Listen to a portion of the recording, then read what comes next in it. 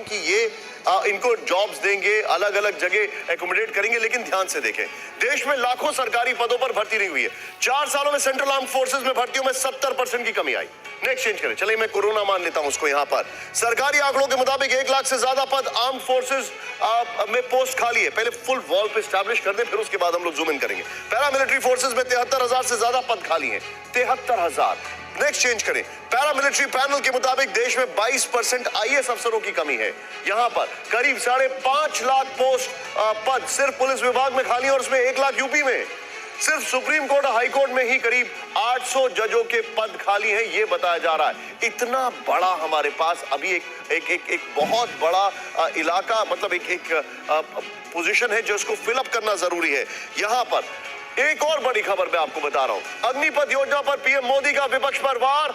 कल्याणकारी योजनाएं हमेशा सियासी रंग में रंग जाती हैं, ये बड़ी खबर है। सीधे प्ले ऑन करें, विरोध करने वाले लोग हर काम में अड़ंगा लगाते हैं। प्रधानमंत्री मोदी ने कहा कुछ नहीं होता तो जुडिशरी का दरवाजा खटखटाने लगते हैं।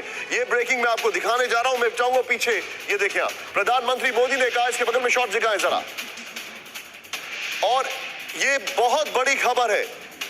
अब सीधे इस खबर के ऊपर सीधे मैं रिएक्शन लेना चाहूंगा अब जल शंकर प्रसाद सर से। सर देखिए, कुछ फैक्ट्स अपनी जगह हैं, लेकिन एक बात हम डिनाई नहीं कर सकते कि चाहे वो किसान कानून हो, चाहे वो सीए एनआरसी हो, चाहे वो अग्निवीर की योजना हो, इन सभी को पॉलिटिसाइज ज्यादा किया जा रहा है बनस्पत ये समझने की इससे क्या फायदा होगा, क्या नुकसान होगा। थोड़ा शार्प रिएक्शन सर।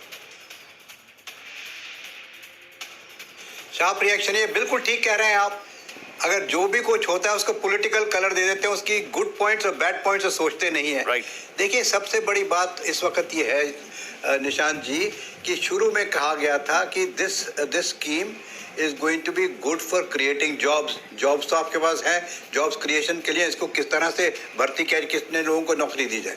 दूसरा बड़ा मुद्दा ये था कि किस तरीके से डिफेंस पेंशन्स पर थोड़ी कमी की जाए कि डिफेंस पेंशन बहुत बढ़ रही है, उसको पैसा बचा के मॉडर्नाइज किया जाए। तीसरा उन्होंने कहा कि आर्म फोर्सेस की एज प्रोफाइल को कम किया जाए और मोर टेक्नोलॉजी को लाया जाए। इन सब चीज़ों को मैं 3 हिस्सों में बांटना चाहता हूँ इस समय, आज 5वें दिन।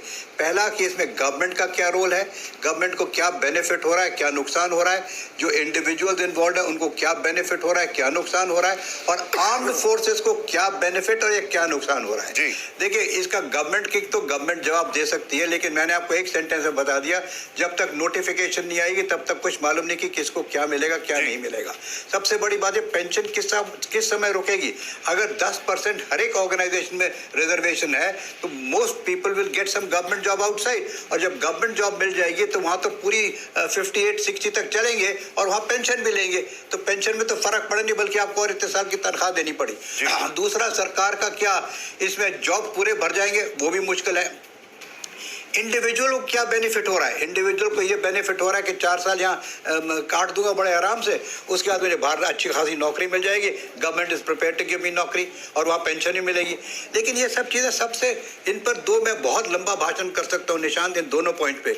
लेकिन मेरी जो मेरी जिस वजह से आपने मुझे शायद बुलाया है एज अ डिफेंस ऑफिसर, मैं इसको रिस्ट्रिक्ट करूँगा कि क्या इसमें आर्मी का फ़ायदा है या आर्मी का इतना फ़ायदा नहीं है।